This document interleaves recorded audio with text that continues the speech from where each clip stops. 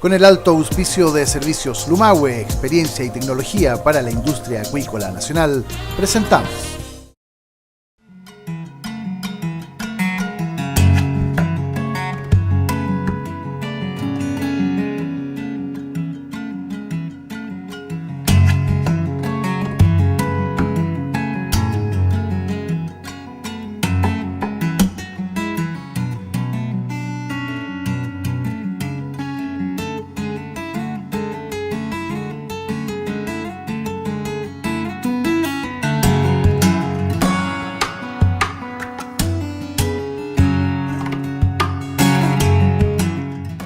¿Cómo están? Queremos darle la más cordial bienvenida a este espacio de conversación que hemos llamado El Late de Nacarate. Una nueva temporada que llega hasta ustedes gracias al gentil auspicio de Servicios Lumahue. Usted se dedica al mundo de la salmonicultura, está involucrado con pisciculturas, etcétera, etcétera. Tiene que considerar como un buen aliado a Servicios Lumahue. Encuéntrelo en internet, su sitio www.servicioslumahue.cl.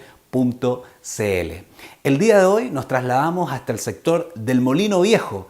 Aquí, en estas instalaciones, vamos a conocer la historia de un gran empresario que además se dejó el derecho, la carrera propiamente tal como abogado, para dedicarse al emprendimiento, lo que más le apasiona. La tierra, el turismo, la ganadería. Nos referimos a José Antonio Opazo, que va a estar con nosotros en breve. Usted no se lo quiere perder, no se separe de la sintonía. Esto es El Late de Nacarate.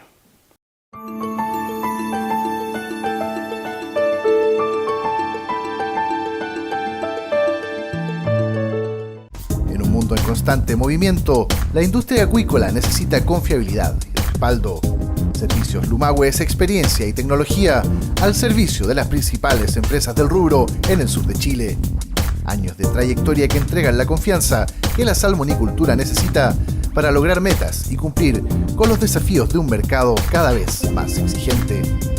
Limpieza y desinfección, baño de peces, mantención de estructuras y apoyo a faenas productivas son solo algunos de nuestros servicios. Le invitamos a conocer más en www.servicioslumahue.cl.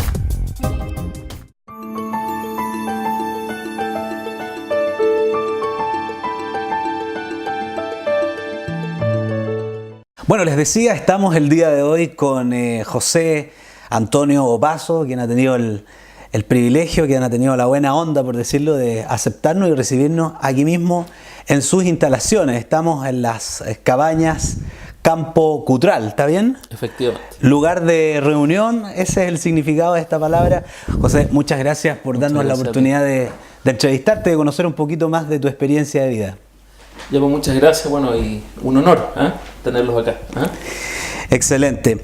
Este es un programa donde hablamos mucho del legado, hablamos mucho de digamos, lo que va dejando generación tras generación. Y fuera de cámara estábamos conversando un poquito acerca de la historia de tu papá y la historia de tu abuelo. Historias bien interesantes. ¿Por qué no nos introduce un poquito para que nuestra audiencia más o menos sepa de quién estamos hablando? ¿Cómo fue el tema de este campo propiamente tal? El tema de tu papá, el tema de tu abuelo. Cuéntanos un poquito la historia. Bueno, de un punto de vista familiar, todo lo que es la familia paterna, por un lado, y la familia materna, tengo la dicha y la suerte de tener hartas historias. Por el lado paterno, mi abuelo José, ¿ya? Yo llevo el nombre gracias a él, abuelo. A mi abuelo José. Él llegó de Talca el año 1930, ¿ya? 6 hijos, uno de los cuales, Julio, él con sus hermanos y todo se dedicó al comercio del ganado al principio de la década de los 30, 40. Y bueno, y empezó a comprar algunas propiedades, dedicarse a todo lo que es el comercio de ganado, todo lo que es el tema porcino, granos, etcétera, para llevarlos a Valparaíso y a la zona central donde se estaba haciendo el comercio.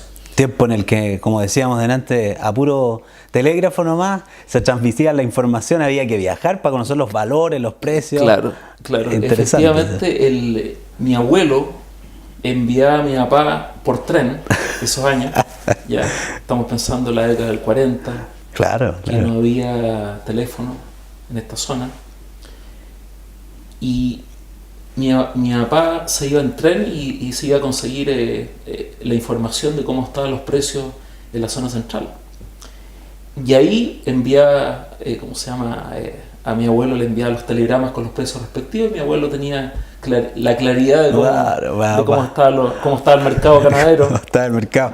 Así y tu papá es Julio, ¿no? Julio. Y él, recibe el negocio, o hereda, por decirlo de alguna forma, el negocio ganadero, también de la agricultura, por el tema de tierras, de tu abuelo en este caso, de don José. Correcto. Y bueno, vamos a tratar de avanzar un poquito en el tiempo. Tú estás en Santiago, estás estudiando Derecho, y de pronto recibes una llamada telefónica. ¿Qué fue en ese tiempo? Ya existía el teléfono, ¿sí? Sí, no era tanto. Una noticia. Una noticia un poco trágica, ¿no? Que eso fue lo que gatilló tu venida de inmediato a la zona, ¿no? Sí, efectivamente, mira, el año 1993 se produjo un desenlace a nivel familiar bastante penoso, ya porque una hermana que tengo, que yo digo, hablo en presente porque yo la considero que todavía la tengo en el corazón, y a mi papá de la misma manera. Ella falleció el año 93 a las 6 de la mañana, producto de una enfermedad que se llama diabetes. Entonces le empezó, tuvo muchas todo lo que provoca la enfermedad, etc.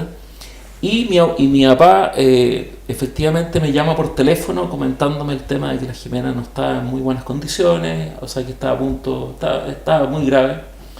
Pero con la sorpresa de que cuando yo viajo de Santiago a Puerto Ara, me encuentro con que la Jimena, claro, había fallecido, pero mi papá había fallecido a los 5 minutos antes que yo llegara, o sea, al momento, claro, que yo llegara a lo que era el antiguo Hospital San José. Y él fallece producto del impacto, tal vez de la pena que le provocó el fallecimiento. Claro, mi papá murió de pena. Interesante. Murió de pena, y bueno, pero después con los años uno lo que es el tema de la muerte lo empieza de alguna manera a entender de por qué se dieron esos hechos, y ellos tenían una relación muy especial.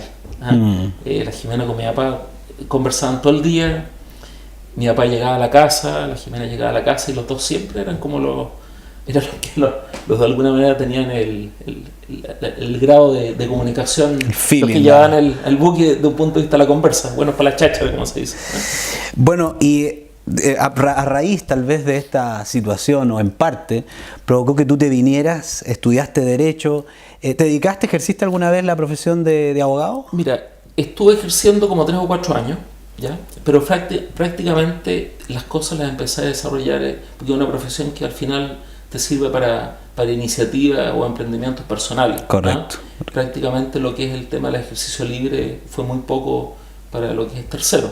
Ya, prácticamente casi nada. Pero los has ocupado bien para tus emprendimientos, para tus proyectos. Absolutamente, me ha servido mucho, que al final es una mirada distinta y también un tema preventivo frente a cualquier cosa. Pero siempre hablamos en este programa de emprendimientos y de cómo gente que a lo mejor estudia una carrera no decide ser parte del, entre comillas, ¿no? del sistema, es decir, no decide vivir de un sueldo, no decide tal vez la seguridad o la comodidad de un sistema previsional, etcétera, y no se lanza por el camino del emprendimiento, que a veces es un poco más duro, un poco más cuesta arriba.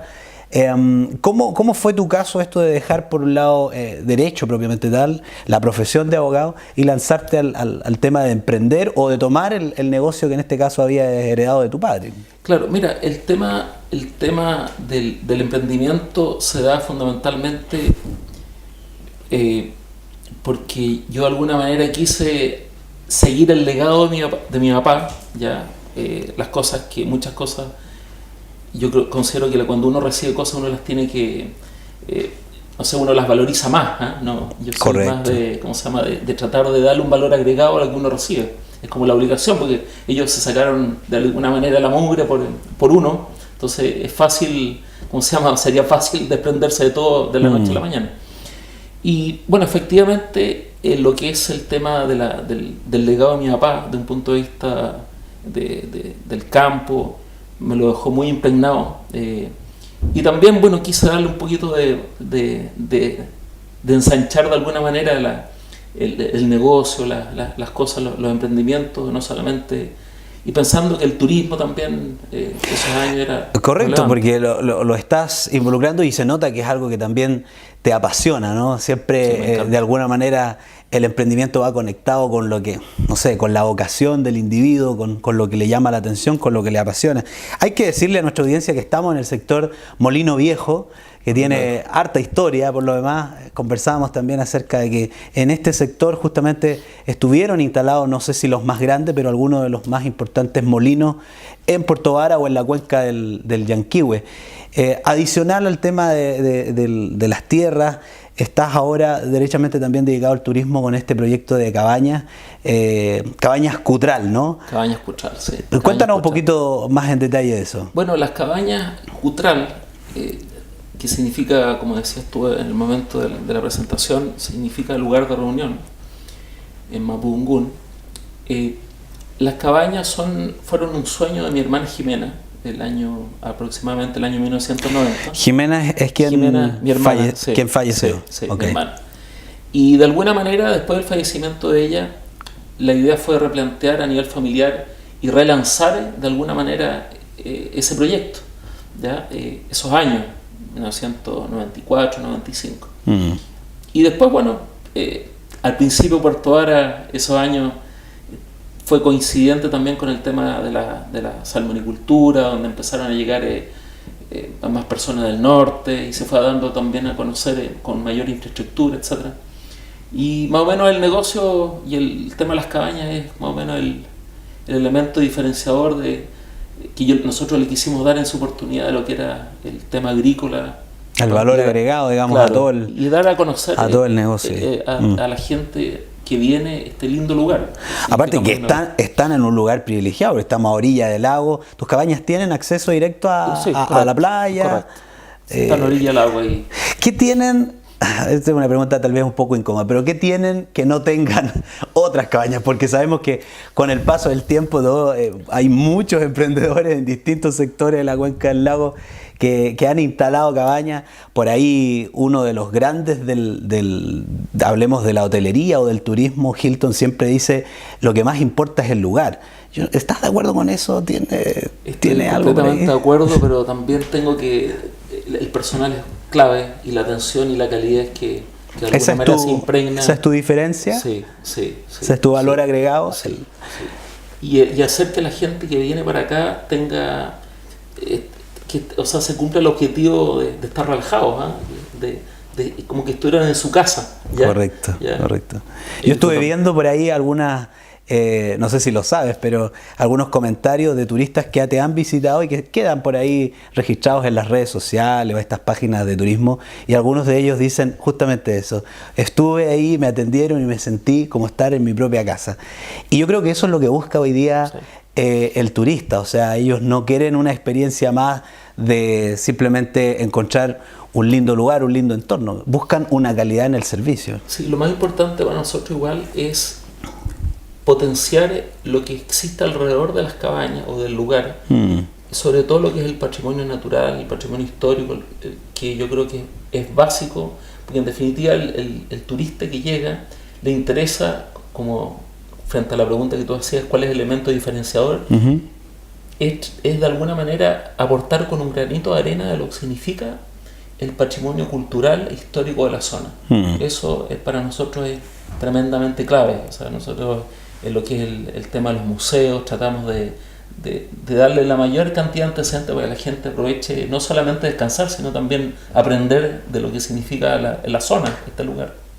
Bueno, a propósito de patrimonio, en el lado del transporte, por ahí nos enteramos que lanzaste en alguna oportunidad una idea bastante innovadora que tiene que ver con este especie de tren mezcla de bus, porque claro, si el turista llega a la zona y le das un valor agregado y lo quieres transportar a otro sector, yo me imagino ahí te sacaste todo el rollo, ¿no?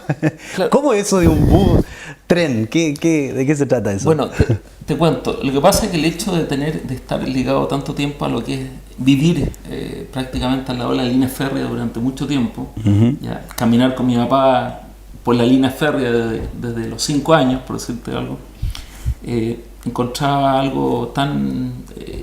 me parecía increíble que no existiera algo que estuviera circulando por la línea férrea, ¿ya?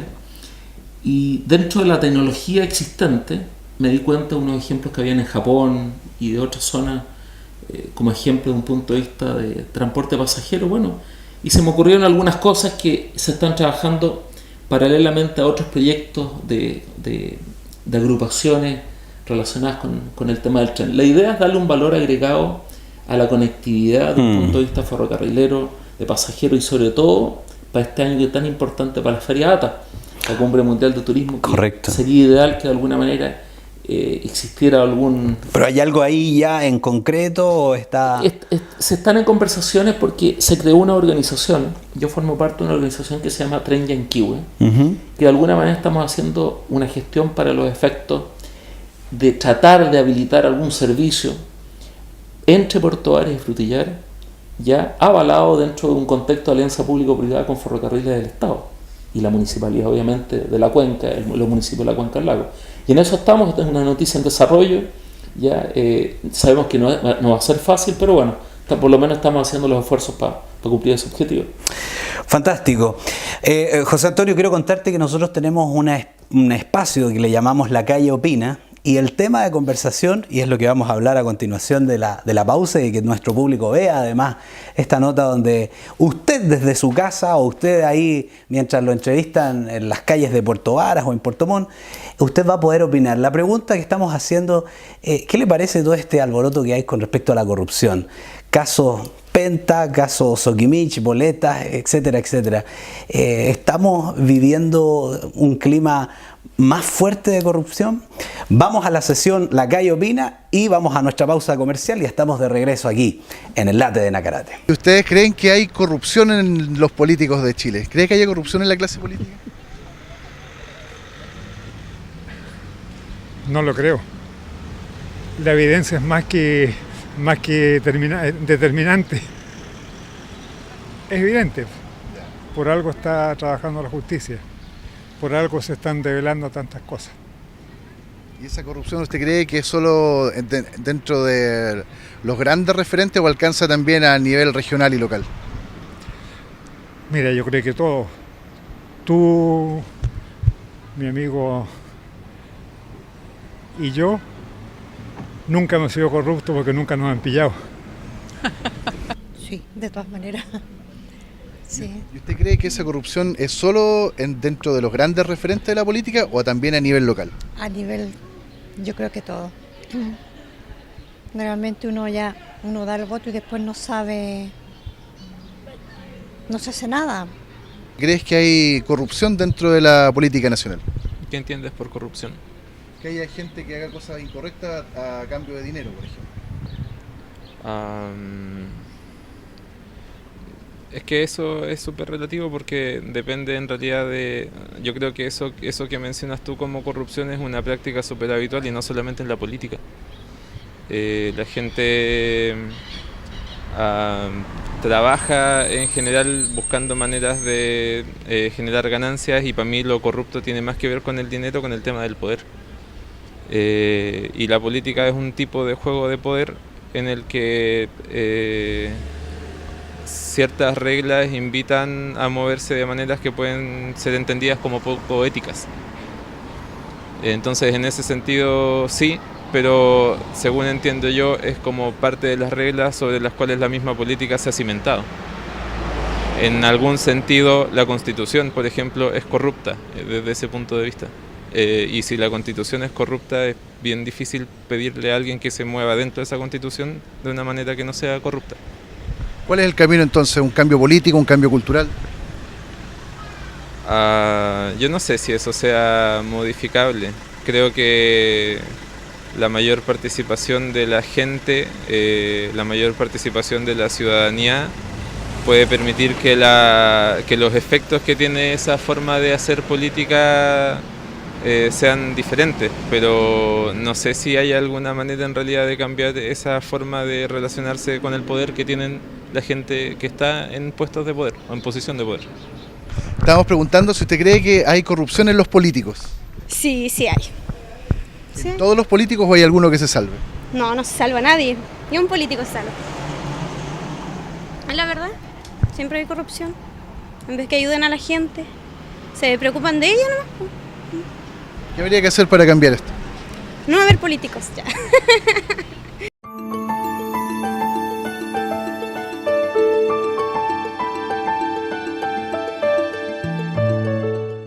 En un mundo en constante movimiento, la industria acuícola necesita confiabilidad y respaldo. Servicios Lumahue es experiencia y tecnología al servicio de las principales empresas del rubro en el sur de Chile. Años de trayectoria que entregan la confianza que la salmonicultura necesita para lograr metas y cumplir con los desafíos de un mercado cada vez más exigente. Limpieza y desinfección, baño de peces, mantención de estructuras y apoyo a faenas productivas son solo algunos de nuestros servicios. Le invitamos a conocer más en www.servicioslumahue.cl.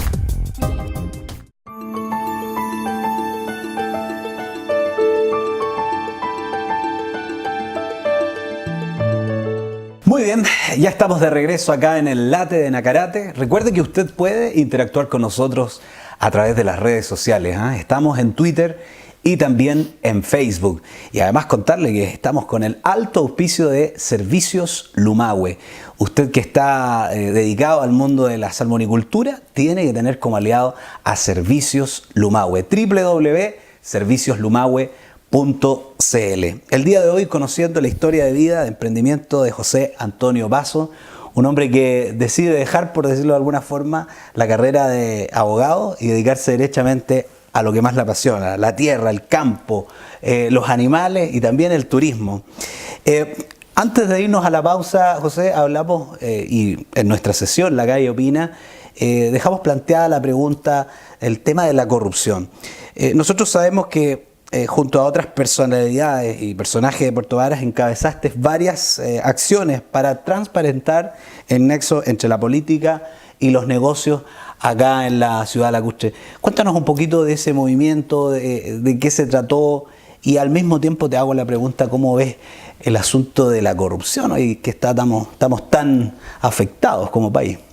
Bueno, hace 4 años atrás aproximadamente, para las elecciones anteriores a la municipalidad, se creó una organización que se denomina Ciudadanos Libres, que conformamos mucha gente y que de alguna manera ocupamos las redes sociales también como para manifestar ciertas inquietudes, no contra una persona determinada, ¿ya?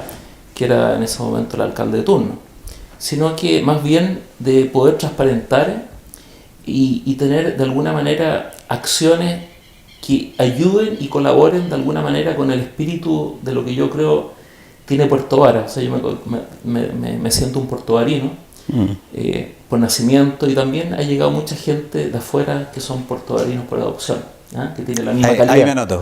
Que tiene la misma calidad de alguna manera, ¿no? Sí. Entonces, de alguna manera lo que se trató de hacer en su oportunidad fue cuidar el patrimonio que encontramos que nosotros se sentía un poquitito amenazado, y también pequeñas señales que de alguna manera implicaban no tener una información adecuada de lo que estaba pasando en la comuna, con varias cosas. Entonces, de alguna manera fue un aporte que se hizo hace 4 años atrás y de alguna manera fueron como los gérmenes de lo que está ya viviendo el país, de lo que significaba esta inquietud ciudadana respecto a temas públicos, que entre paréntesis creo que es muy sano cuando la gente común y corriente, los ciudadanos comunes y corrientes, ciudadanos libres, ¿no? Ciudadanos libres, de alguna manera uno tiene derechos pero también tiene obligaciones, ¿ya?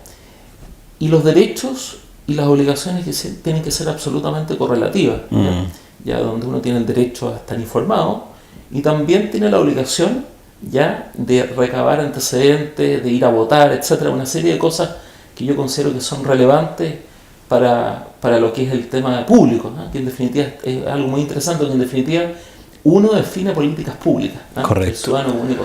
Ahora, en ese sentido hay responsabilidades compartidas, porque de pronto hoy día, claro, los políticos están en el tapete por toda la problemática que hemos sido testigos, desde los familiares de la presidenta, senadores, diputados involucrados en cuánta cantidad de situaciones, pero hay una responsabilidad compartida desde la perspectiva del ciudadano, porque tampoco podemos hoy día, por decirlo de alguna forma, responsabilizar únicamente a nuestros líderes, ya sean políticos, incluso empresarios, etcétera, etcétera, porque ¿cuál es nuestro rol también como ciudadanos libres, ¿no?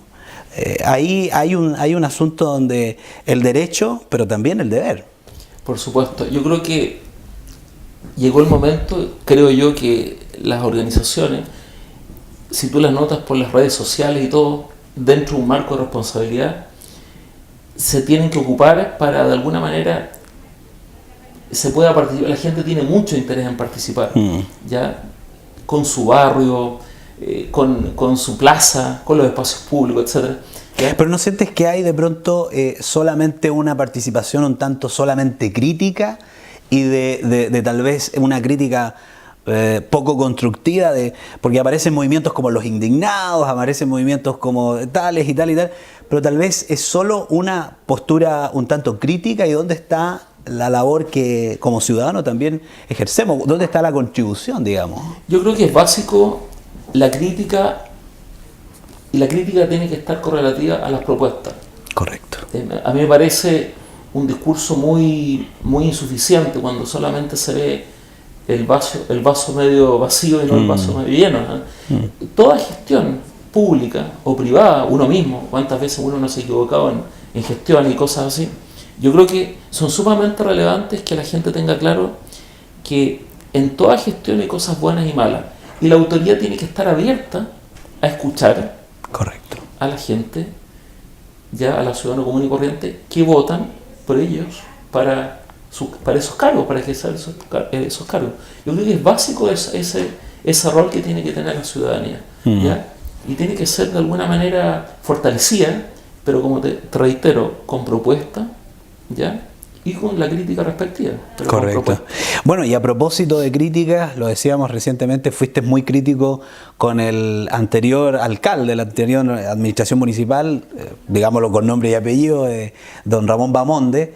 ¿Qué te parece la actual administración, que ya está por cumplir 3 años, de un alcalde, uno de los más jóvenes a nivel nacional, el actual alcalde Álvaro Berger?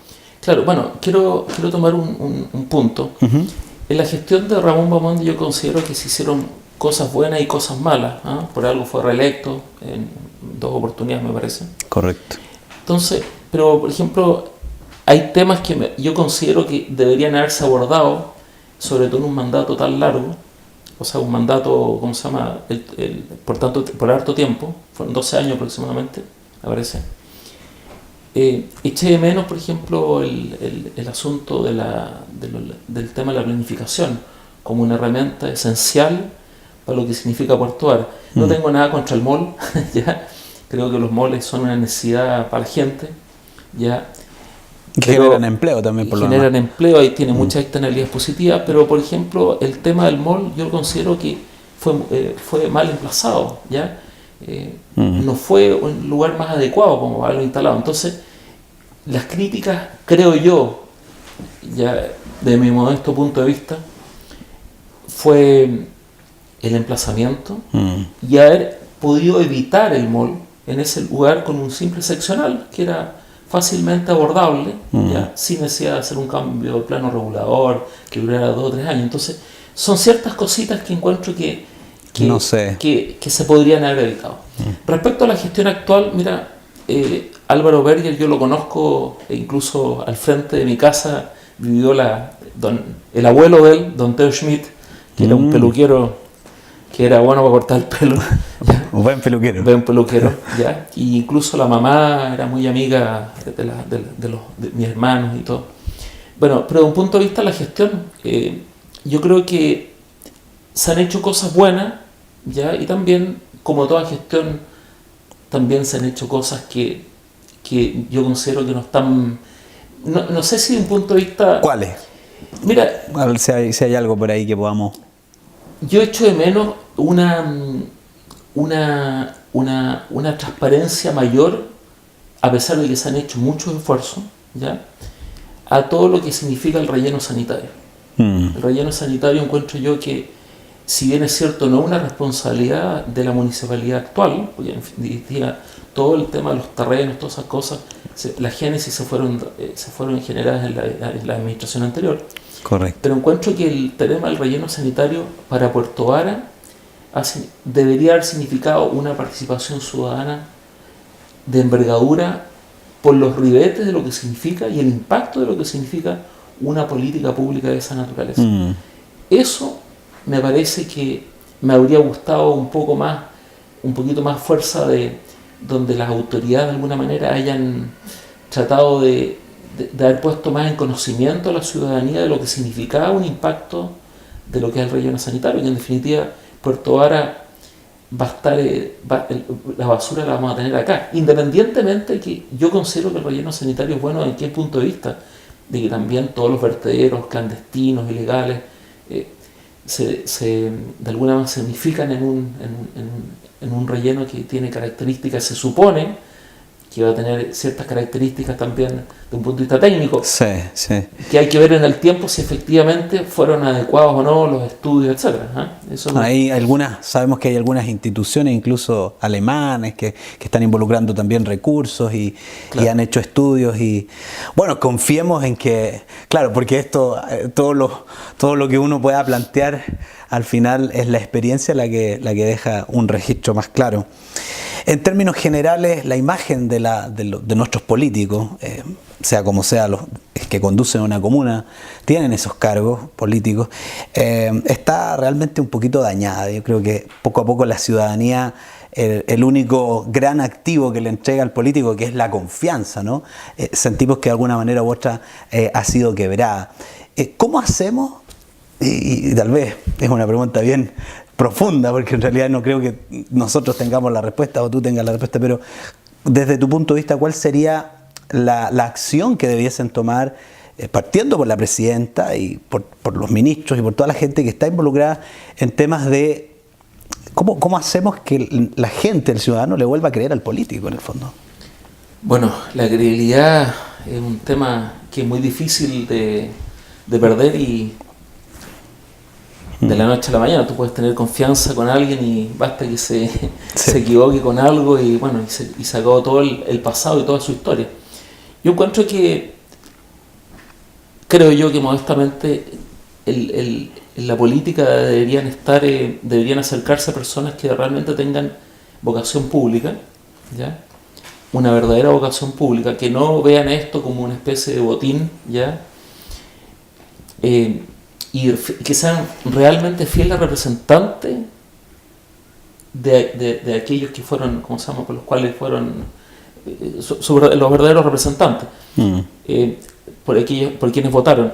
Y lo otro que considero yo esencial, que uno mismo como ciudadano, de alguna manera, tiene una corresponsabilidad, porque yo particularmente no creo que fue una pésima decisión haber implementado el voto voluntario. Creo que el voto voluntario se tendría que haber mantenido el voto obligatorio, pero haber entregado recursos a la gente, que también significa ir a votar en forma obligatoria a ciertos lugares con los costos correlativos, que el Estado tiene que hacerse cargo de eso. Pero yo no habría eliminado el voto obligatorio, precisamente por lo que te decía recién. Creo que es fundamental que existan derechos y también obligaciones. Y ahí la mejor manera de poder cristalizar el verdadero mandato es que la gente vaya a votar. Yo creo que eso es la actitud que debería tener el ciudadano común y corriente para las próximas elecciones. Ir a votar, ¿ya? Aunque anule su voto, ¿ya? Pero ir a votar y que no quede esa sensación de que fueron estas personas votadas por pocos a ciertos cargos de elección popular, ¿no?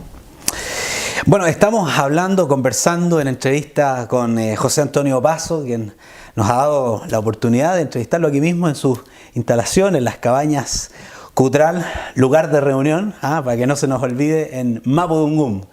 Estamos llegando casi al final de la entrevista. Hay dos cositas que se nos quedaron en el tintero a propósito del lugar donde estamos, Molino Viejo. Precisamente en esta sala, tengo entendido, hubo una importante grabación cinematográfica, ¿no? Benjamín Vicuña grabó una película que está por salir en estreno. Cuéntanos un poquito de eso. Bueno, la película Memorias del Agua, que se va a Memorias del estrenar en Agua. agosto, me parece, entre julio y agosto. La última película de Matías Vice, donde protagonizó Benjamín Vicuña junto a la actriz española, una de las musas de Almodóvar, que es Elena Anaya, ¿ya? Y aquí se desarrolló prácticamente las escenas más relevantes de la película. En ¿Ya? sillón estuvo. En este sillón, aquí se desarrolló mucha historia en este lugar, así que tuvimos la suerte de también de experimentar algo tan nuevo, lo que significaba, lo que es el tema y la oportunidad que tiene Puerto Vara de repetir como locación. Claro. Tenemos una tremenda oportunidad que es algo muy interesante de desarrollar. Y eso, fundamentalmente. Interesante. Bueno, vamos Sí. a ver entonces las instalaciones en la pantalla grande en un par de meses más ahí con el Benja Vicuña y con otras importantes actrices del séptimo arte. Además, también sabemos que hay un pequeño emprendimiento ligado al asunto de la cerveza. ¿Cómo es eso? El Claro. proceso de las aguas, me contaba tu papá ahí. El agua Claro. tiene algo especial, ¿no? Claro, lo que pasa es que efectivamente acá en el campo se hace la cerveza Chester, de un norteamericano, un gringo. Vamos a tener que probarla. ¿Ya? De todas maneras. Y un gringo que se acercó en una oportunidad me dijo, bueno, me dice, ¿por qué no podemos hacer cerveza acá? Mira. Hagamos cerveza. ¿Cómo se le dije. llama el gringo? Chester, Derek Way, Chester. ¿Ya? Colorín, Ahí está. muy Tenía que simpático. estar. ¿Ya? Y bueno, y le dije, bueno, haz una prueba con el agua, porque acá mi papá nunca colocó fertilizante sintético. Mi papá era de la antigua, hacía las famosas rastras de rama con los abonos, todos los residuos que quedan el guano, ¿ya? Ajá. Con bueyes y yunta de buey, entonces nunca hubo una contaminación del nitrógeno, etcétera, de lo que es el agua. Mira. Y tenemos un agua muy buena, y a raíz de eso, bueno, él hizo un experimento con la calidad del agua, bueno, y ahora está vendiendo cerveza Chester. ya Chester, aquí en la comuna y en Santiago y en varios lugares. Mira, Así que, asociado ahí sí. también a un emprendimiento bastante atractivo para Sí. los amantes de la cerveza. Sí. Bueno, estamos llegando al final de la entrevista. Quiero cerrar con una última pregunta que tiene que ver, hablemos hacia el futuro, ¿no? El legado, nos interesa hablar del legado. ¿Qué te gustaría que apareciera en el epitafio de tu tumba? ¿Cuál sería el gran aporte de José Antonio Paso a la sociedad? Chuta, me queda grande eso, ¿eh? Yo creo que me gustaría, en una simple frase, el tema de la historia, de dar gracias a la familia paterna y materna y a todos los ancestros que he tenido, que de alguna manera he sido formado por ellos, ¿ya? Y una familia como mi papá y mi mamá que me han enseñado tanto, y bueno, mi hermana, Julio Eduardo, otro hermano, y bueno, no sé, no se me ocurriría, me gustaría que fuera como un punto suspensivo, así que, Claro, que al final, me gustaría eso. Volveré. Volveré, no sé, pero me gustaría que ese fuera el legado al final el legado son las cosas que uno hace y que quedan en la vista, ¿no? Correcto. de la gente. Fantástico, es la historia que hemos querido compartir con ustedes. Te queremos agradecer una vez más a nombre del programa, a nombre del canal Ver de Cerca, José Antonio, por la gentileza de habernos concedido esta entrevista.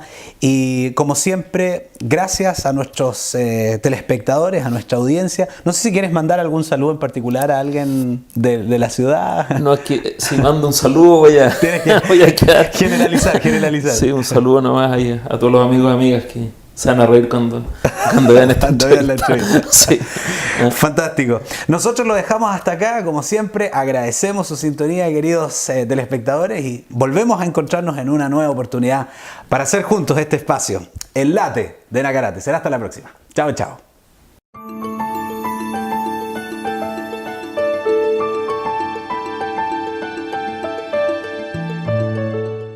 En un mundo en constante movimiento, la industria acuícola necesita confiabilidad y respaldo. Servicios Lumahue es experiencia y tecnología al servicio de las principales empresas del rubro en el sur de Chile. Años de trayectoria que entregan la confianza que la salmonicultura necesita para lograr metas y cumplir con los desafíos de un mercado cada vez más exigente. Limpieza y desinfección, baño de peces, mantención de estructuras y apoyo a faenas productivas son solo algunos de nuestros servicios. Te invitamos a conocer más en www.servicioslumahue.cl.